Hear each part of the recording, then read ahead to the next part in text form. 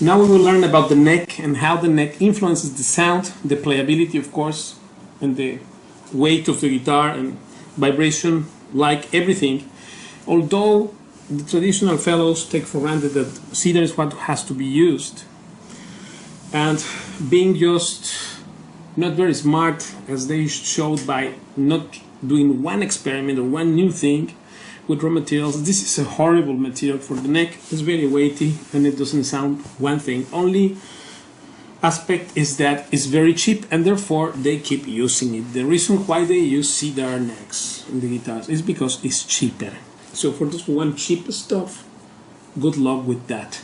But there is a reason why Stradivari, here is a Gesudo Guarneri, a violin of $3 million, and why the Stradivari, Guarneri, and Matti, and every great violin luthier of the past used a maple neck, because this is more conducive to quality sound, and it also affects the stability of the instruments. Here we have Stradivari, also made of flame maple as well. You see, this is another Stradivari, not only for the body, but maple is a very special wood for instruments and for musical instruments. So in AG, this have been done, and the results are amazing, because even for double cutaway guitars are there, because there is a reason why Stradivari used this material. Of course, it's much more expensive, but it is a fact that it's much better material. right? Because this has a sound and a vibration which is so different to the same of the same of the same of what they don't know even is the same, because they take it for granted that this is what only material had to be used is cedar, not asking themselves why in the world we have to use just that and why Stradivari didn't use it. As you can see from this luthier here, they just take for granted that this is cedar what has to be used.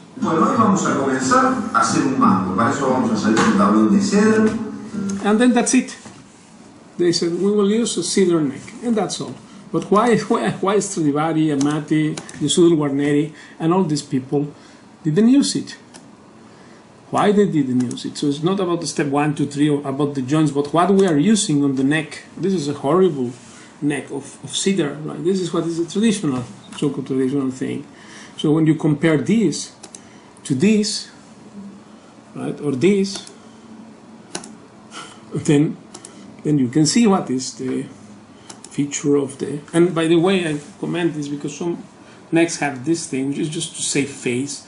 They say that it's not too bent, but bending depends on the setting on the guitar, not on the neck material. So this is because they are using fresh stuff, fresh materials, and then have to put things inside to so-called avoid bending. But well, this is by the side. The thing is that the cedar is pretty obsolete, ugly when compared to the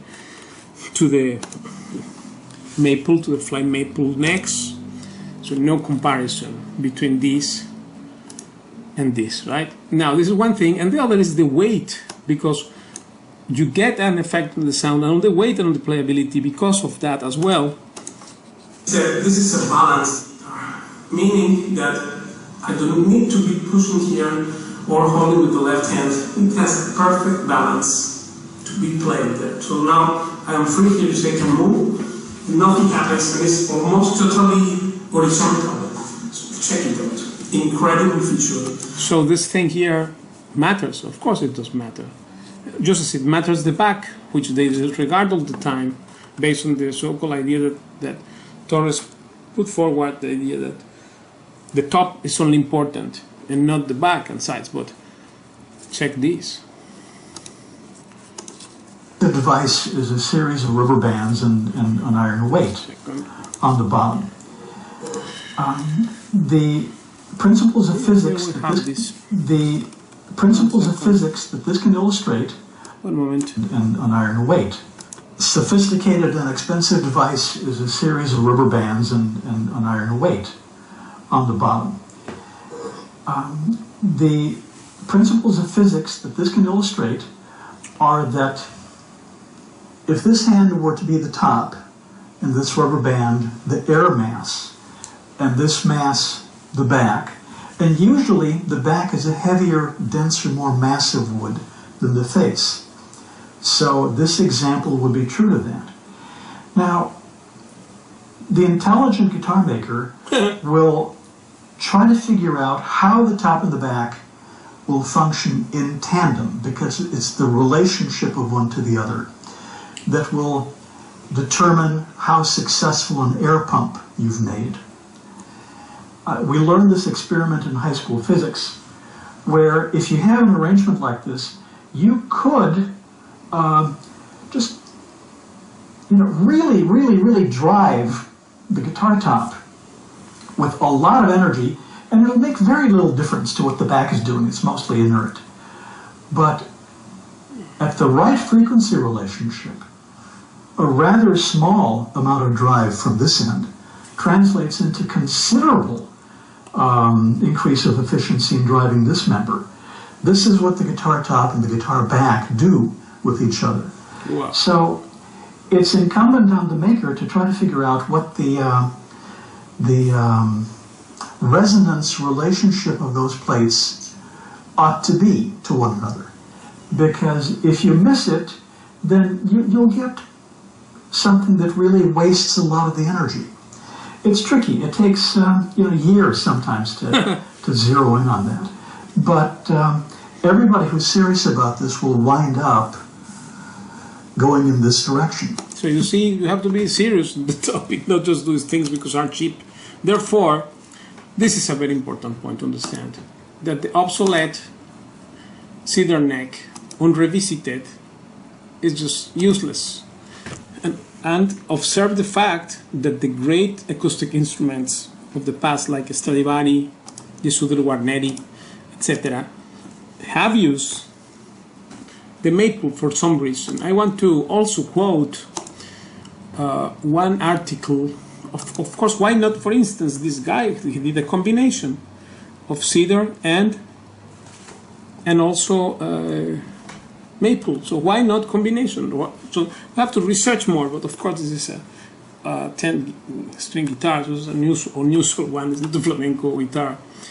The electric guys, electric fellows, also are very eager to investigate things. And you know, here I want to quote this from Jim Fleeting Guitars, which is electric guitars, of course, but he's here trying to assess stuff about the momentum equals mass times velocity in guitar times momentum is sustaining velocity, and how hard you pluck the string. So a more massive guitar will have more sustain. Therefore, it has to be deal with the weight and with very different aspects. It's not just so easy like, well, yeah, we use cedar. Hello, have passed 100 years and you didn't do one new thing. So fortunately, the time of the luthiers is over, and now because the public is getting more educated, and we buyers, we know more now what we need, so and what we want. Actually, they want to sell you what they want, but it's we, the players, who will define. And of course, again, I have to repeat this thing that, and I challenge any luthier who is listening this to come up and post at the answer of this video a video of him playing, because they don't know to play one note, and therefore, because luthiers don't play, they have zero authority. If they say, I say a guitar is good, it's the same like if my mother said, you know, I have a son, Ruben is the best guitar player of the world. Same validity he has. If my mother said that in the Starbucks to a friend, like a luthier telling a customer, I am luthier, you know, it means nothing. As far as they cannot play like us, and of course they don't play like me, and therefore they cannot tell me what a playable guitar is, because they don't play as I play. So first do it, or if they can play what I play in the first 2 minutes of this video, then I will accept defeat, publish a video with an apology for them, heartfelt, and erase all the videos on the topic. But as far as this is not happening, because no luthier plays one thing beyond kindergarten level, and therefore I have to challenge them on the impetus and the encouragement that Paco de Lucia gave me personally to do this task of taking care and helping to these pioneering people who is always searching for what's best for the players and for the evolution of what we deserve as guitar players, who are searching for something new, right? And if you're searching for something new, you have to understand the importance of the back. You have to understand the importance of the double back. What is a double back? Like in this case here, we have this because of the weight. What we indicate. What is the traditional idea of bars placement, the fan frets, and all about what is the sound port, and all about what is even the structure of the top. But what to speak of the neck itself, it's so important. You cannot get to play, to have a guitar like this, unless you have this balance effect. This balance effect, it will really tell the difference. Frequently you take a move, nothing happens, and it's almost totally horizontal. Just by its own weight, you can keep the guitar like that. So can you do that with this nonsense, weighty ebony fretboards, obsolete, totally obsolete? No, you can't. But then people start to understand these things, and of course they know now. So the era of the luthiers is gone, and they deserve it, because they didn't do one thing to help us players, and it's the player who says the last word, not them. So, but if someone is courageous enough, just go and post something, not just, I say, someone said, don't put this in the comments because I will not answer. But if you really are intelligent and have with what to challenge my point of view and what I am explaining on this video, based on the history of the past and what Stradivarius did and what the others did and what these great masters are explaining about the qualities of the maple, what I did prove that it does in the weight of the guitar, because this basic thing, this is, by the way, this is the only guitar in the world which you can use without having to hold it. Guitar, meaning that I don't need to be pushing here or holding with the left hand. It has perfect balance. So this is ideal for the Paco de Lucia's music, because ever since he changed the posture from the Sabica's way to the horizontal way, this matters. And this matters means it matters your sound. And it will matter what you play, of course. Because the way you can flow on such instruments, well, this has never been done before in Spain until AG did it. And I want to thank them for that, and to all the supporters and to all the people who believe in the project, including Paco de Lucia himself, who of course is one of the founders of this idea, and who here said, with his own handwriting, what he has to say about, because this started 20 years ago almost, or 18, I don't know, and always with the idea to search further. What is further? Paco started playing with negra guitars for a reason, because things have to be modified. So for those who believe in that and in the bright present and future of the flamenco guitar, from this avant-garde ideas, then this is of course not for everyone, because some people will prefer the cheapest stuff, but this here is the hardcore proof of why maple necks are superior.